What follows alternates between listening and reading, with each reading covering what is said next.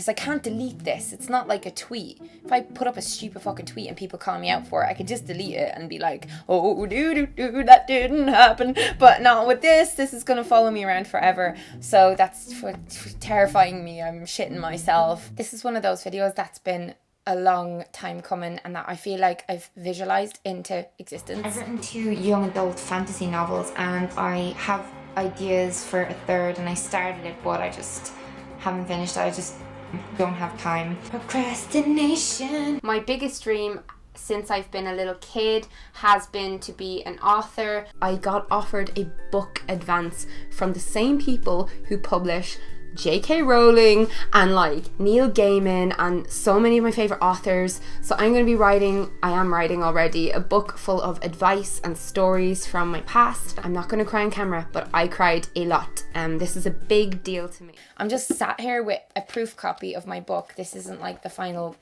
what it's going to be like, but it's basically printed for me to read through for mistakes and stuff. And it's so weird holding this and knowing that this is going to be in shops so soon, and that I did it. I've shared so much with you over the past few years, and I feel like I have to dedicate a whole video to this here book. I've gotten a lot of questions about YouTuber books and publishing and the act of writing this and stuff, and so the title, for those of you who aren't caught up, is Fully Functioning Human, Almost, Living in an Online Offline World. And I'm going to answer very honestly as many of your questions as I can that you guys asked me over on Twitter. And just real quick, I wanted to tell you what's in the book. So a lot of you have been like, what is it about? The topics covered in the book are media and my mind, food and body, beauty and confidence, sex and sexuality, love and happiness. And those are the sections, and then within each section there's loads and loads of chapters, and there's some really gorgeous illustrations in there by the wonderful Charlie, who is Tom Scott's girlfriend. And so there's loads of information about like book tours. Yes, I just said that. I'm doing a book tour. I just want to tell my little childhood version of myself that this is happening. But yeah, so that's all in the description box, UK and Ireland. There's also a very fun event happening in Easons on O'Connell Street in Dublin on August 27th, I believe, at 10 a.m. And there is going to be 300 tickets. So the cost of a ticket includes the book, so you're basically paying for the book, but you also get to hang out with me, and I'm going to be signing it and stuff. The shop will be closed, so it will be like an in-store private kind of gathering, and the details of that as well are down below. And finally, before I begin, I will share a link on social media of where you can order signed copies, because I'm going to be signing thousands and thousands of these. The pre-orders have been going so great, and that's the only frequently asked question I'm going to answer in this video is, why do I keep encouraging people to pre-order the book before it's out? That's just a selfish thing. I wanted to get high in the book charts. Vic2Doodles on Twitter asked me, if I hit #1 bestseller, will I do anything special? And the pre-orders will help, but I will do something special. I'm going to get my green love heart, which is what I always use, and it's in my channel banner. I'm going to get that tattooed onto my body if I get to #1.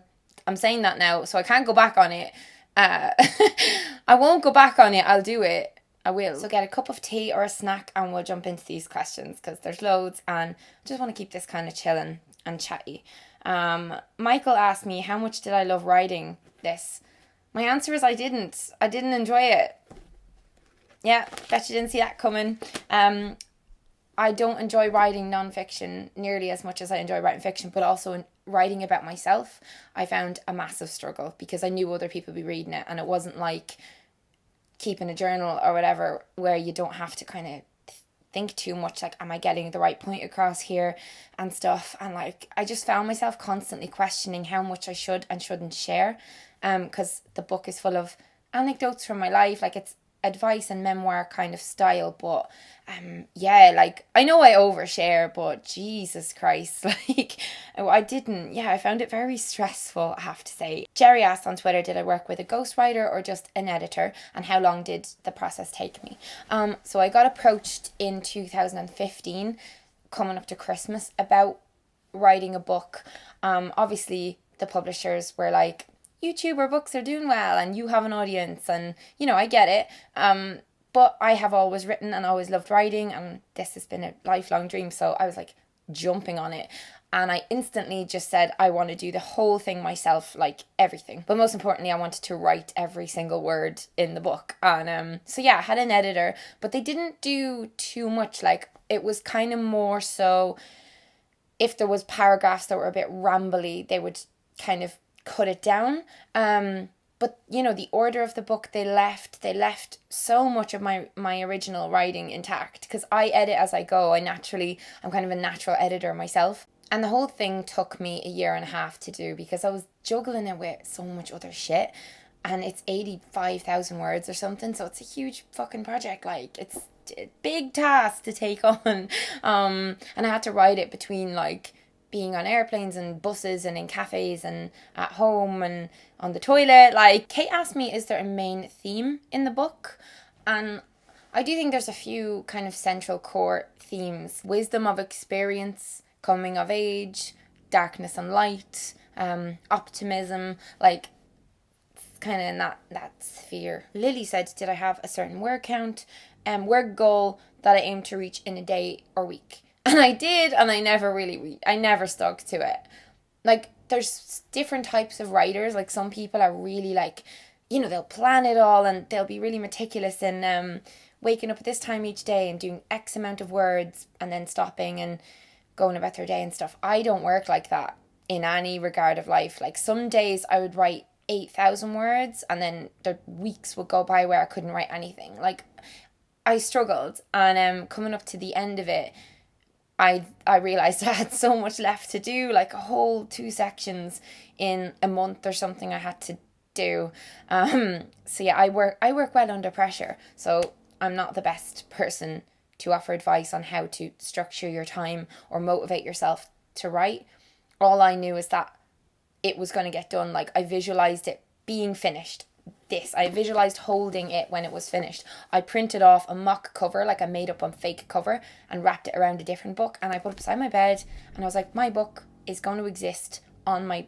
That's just the way I work. And there is a section in here about law of attraction and positivity and all that shit. Trying to not be cheesy about it, but like, I'm really big into all that stuff, if you guys don't already know that. Maddie asked, how did I choose what to write about? And she said she feels like that would be a daunting task.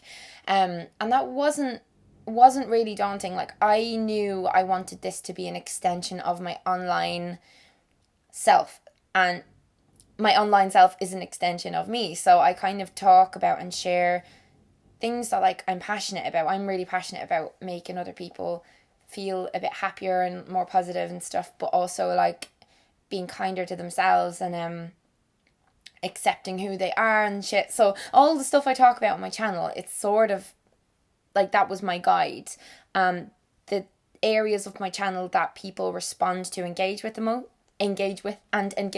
can't even fucking speak English. Those parts of my channel, I was like, I have to do a section on that in the book. So, for example, doing a section about sexuality and sex and stuff made sense, because recently, over the past year or so, I've been covering that a lot on my channel, and and I was really happy. Like, they let me leave in like swearing, and you know, it says 14 plus at the back.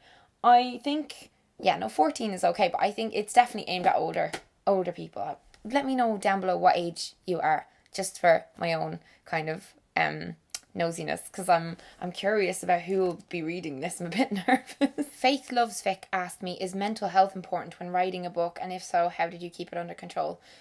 Being mentally healthy is always important.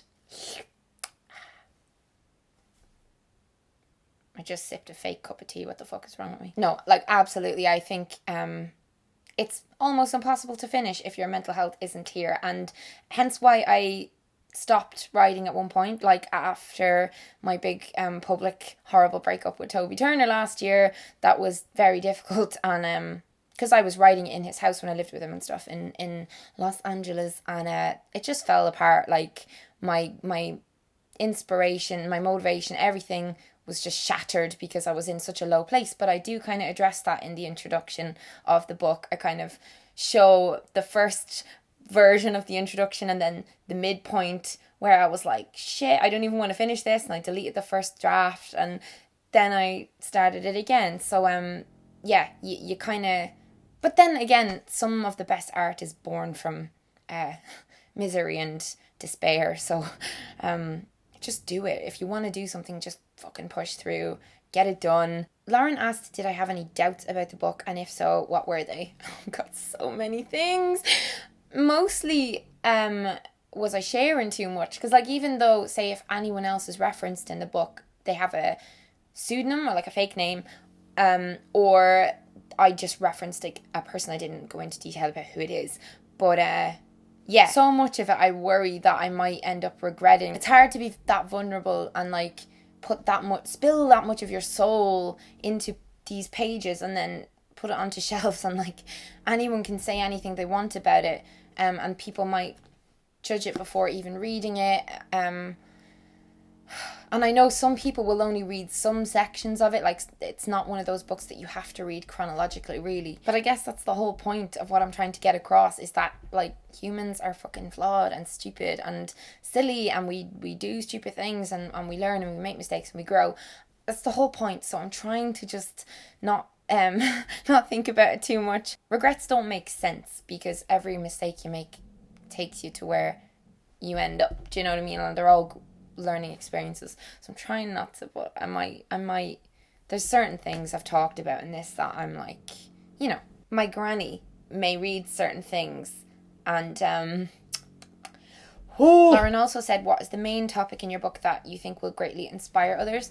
I reckon either where I've talked a lot about eating disorder recovery and body image stuff, that kind of stuff, or coming out. Vanessa asked me, did you have a certain writing spot, or at least a favourite place that you wrote at? Yes. So there's a place called, a cafe in the village where I live called Seasons. I live in Skerries, which is like a beachside village in Dublin City.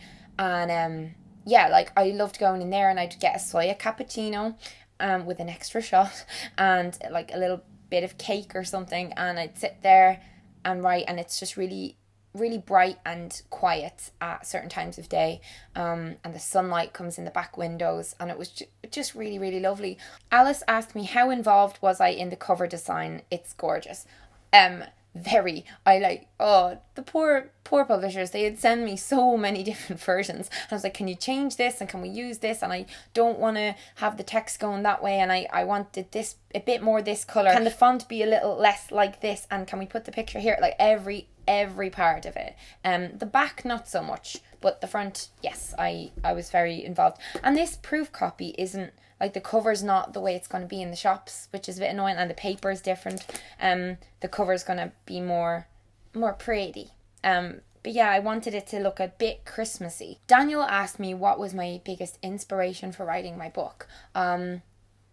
Because when the publishers approached me about writing, they were open to me writing fiction, but they kind of preferred the idea of me writing something about more rooted in my real life. The two biggest inspirations for me were other authors.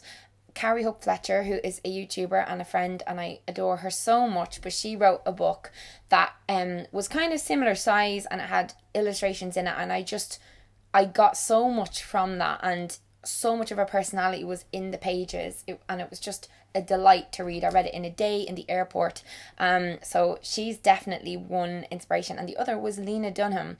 So she wrote a book, kind of a autobiography style thing, memoirish, but like there was beautiful, cool illustrations in that as well. And she did get a lot of shit for certain things she talked about in that book, but fuck me, I loved it. Lily asked me, would I change anything about my book given the chance? Yes, I would write it maybe in 3 more years. I feel like I need a little bit more life wisdom, and like I will be in a more solid place in my life. But again though, like I kind of like that I wrote this at this exact point in my life, and I'm very reflective of that in the book. But it would have been nice to have been maybe like settled down, and you know, like to live in a house that I own and in a stable relationship and all those kinds of things. I think I could have been a bit more reflective, and I definitely think certain sections would have been written differently. Miranda asked me, will my audiobook be available on Audible? Yes, it will. I am. So like a lot of you guys don't read. I get it. I know. Reading is just, I hate that those on the decline, but if you fancy listening to me talk, it's just going to be like a podcast that's hours and hours and hours and hours long. So I don't know though how you can like skip to certain sections if you wanna in an audiobook, because I'm not really into them myself, but I'm in the middle of recording that. I have one more day to do next week and then it's done. Ava asked me, how do I get past the stigma of another YouTuber releasing a book? And Meg similarly said, were you apprehensive to write a book after witnessing the unnecessary disapproval towards YouTube books? To be honest, none of that affected my decision. I had a little bit of a worry, and I was hanging out with a group who were very negative in the past. Like, they were very negative about YouTuber books and used to bitch at me about other people who wrote books, and I was just like, I just didn't feel like my beliefs about it lined up with theirs. And then I started analysing it, and I was like, no, like, I never judge any YouTubers for bringing out books, no matter what it is. Like, if it's like Alfie brought out the Pointless book, and it's not exactly a book, it's more so like you fill stuff in or whatever, and then other people have written like really in-depth detailed stuff. Like, there's such a huge variety of YouTube books, but it's just a bloody book, and if you don't want to buy it, you don't have to. I easily could have brought out t-shirts with my name on it and sold them as merchandise like a lot of people do, but I put a huge amount of fucking work into this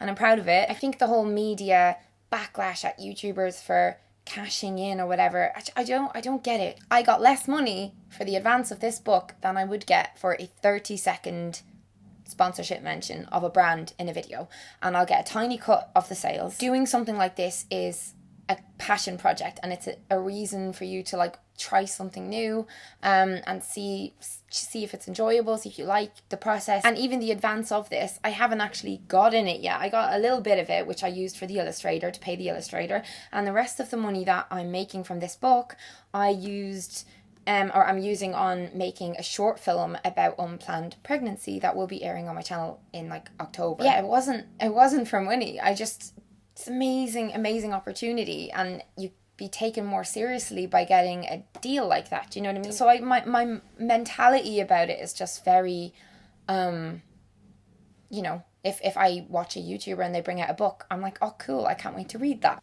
If someone I don't follow and have no interest in and doesn't mean anything to me brings out a book, I don't care, because I'm not someone who focuses on like being negative about shit that's nothing to do with me.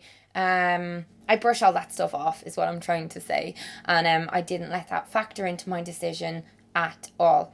Jackie asked me what was the hardest thing to write about in my book. There was a couple of things that, like, because Tanya also said, do I feel like I was able to share things in my book that you had felt were too private to share through YouTube videos? Yes, like, I wrote a bit more, I wrote about my miscarriage that I had when I was 19. I wrote about when these two guys sexually assaulted me when I was 17. Stuff that I just find a little bit hard to like say out loud, and even though I'm in a room on my own right now with a camera, certain things are hard to talk about. Also relationships, and how I experienced love and how different situations affected me. Like, there's a lot of stuff in there. So if you want to get to know me more, I really genuinely think that you will read this and just feel like you're talking to a friend. After you guys read it, or even now in the comments, just do let me know what kind of stuff you would like me to get into writing, because I just like taking on challenges and stuff like that. And if there's anything I didn't answer that you really, really want to know, do leave it in a comment. Yeah, it would make my bloody year if you could pre-order this, and if you read it and enjoy it and give it a little review on amazon.uk when it comes out. Come to my signings, come to the Essence event, and this is an amazing journey. I'm so grateful for it, and it wouldn't have happened without all of yous. Literally, the only reason I got this is because of you're part of why I got this. You watching at home, you're part of why I got this book deal. And I'll be forever appreciative of that. So I'm going to go. And I hope you enjoyed this little Q&A. And I'm back now properly. I'll be uploading once or twice a week. Twice, hopefully, maybe 3 times. I know I had a little break, but it was needed. I had a lot of shit going on. But yeah, thumbs up if you enjoyed. And I'll see you in my next video, my loves. Bye-bye.